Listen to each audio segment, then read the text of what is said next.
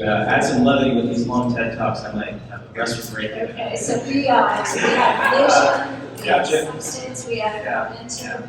What word would you like to toss out there? As everybody was talking, I was really just thinking about where I grew up, Central Falls. That's a public school that people like to talk about during campaign season. And one of the things that I learned growing up in Central Falls is that there are generational cycles of poverty. So my TED Talk would be called An Economy for 7 Generations. But next year, we should really be recentering on what does it mean to develop our economy. We have 84,000 registered businesses in Rhode Island, about 56,000 are here. When you dig into the numbers, we have about 42,000 LLCs. We have about 11,000 foreign LLCs. I'm saying LLCs because I think it's important for us to focus on micro businesses. When we talk about economic development plans, supplemental wage programs, when we talk about exemptions pertaining to property tax, we should be focused on micro businesses. These are the businesses that are innovating. These are the businesses that, even if you consider them to be the small restaurant bodegas on the street corner, actually have an opportunity to take the unique thing that they're doing and to really scale it and to attract more people to Rhode Island, especially through the lens of tourism. We're not doing enough of that. Why 7 generations? Well, that's in the spirit of our indigenous people. The people who took care of the land are standing on now.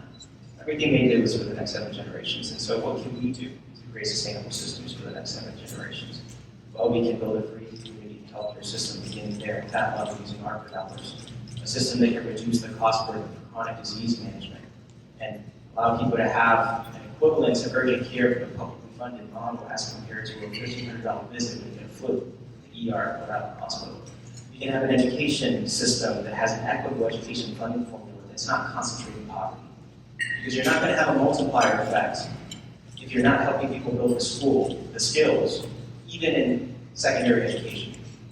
We should have an after-school program that's comprehensive statewide that connects our universities like Brown that are not paying taxes with the network of after-school programs that already exist to build parallel vocational training for students while they're in middle school and high school so that they can come out with skills before they go to Rhode Island Promise. Rhode Island Promise, which we should expand to non-traditional students that can only attend part-time, those people who have kids and jobs. And we're saying that they should build skills, but they don't have access because we're not thinking about this through an equity lens. We should actually tackle these public-private partnerships that we have. We talk about retraining programs, Rhode Island Jobs programs. All of that's under the governor's workforce board. If you look at the budget, $31 million goes to that workforce board. 15 people are staffed on that board. 23 people appointed by the governor. When you dig into those individuals, the statutes, there's only 2 community-based organizations represented, only 4 labor representatives. Why is that?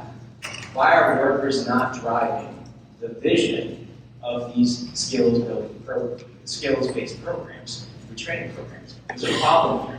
What I will be talking about a year from now is how we went line item by line item to assess the effectiveness of these skills training programs that they're connected to our education system. And that we made sure that there was representation that would advocate for the workers that do not have enough advocacy in the state. When we think about the blue economy, the green economy, pretty straightforward. The floods in Providence, we need more bioswales, we need more trees, we need to reforest our slopes, we need to reduce the likelihood that pollutants get to our kids. This is how we make, I would say, cleaner streets. When we think about the blue economy, the World Bank said that 10% of the world's food supply can be seaweed. I mean, we can do these things, but we need vision, and we need to work with our universities that are already working on these technologies and this research. We need a state-based medical school. We talk about the lack of providers, the labor advantage of Massachusetts. It's not just Medicaid reimbursement rates.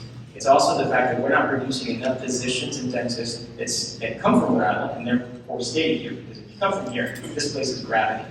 It is our center. So we should be working with Rhode Island College, URI, to build a state-based medical school model behind Quinnipiac University, a 3-year primary care track. Those will be the providers that go into our comprehensive community health hubs across our 5 pilots. Those are the providers that come out with less student debt. And at the end of the day, when we can increase Medicaid reimbursement rates, those are the providers that are going to make sure that Rhode Island is the primary, the first in the nation for healthcare services. An economy for the next 7 generations.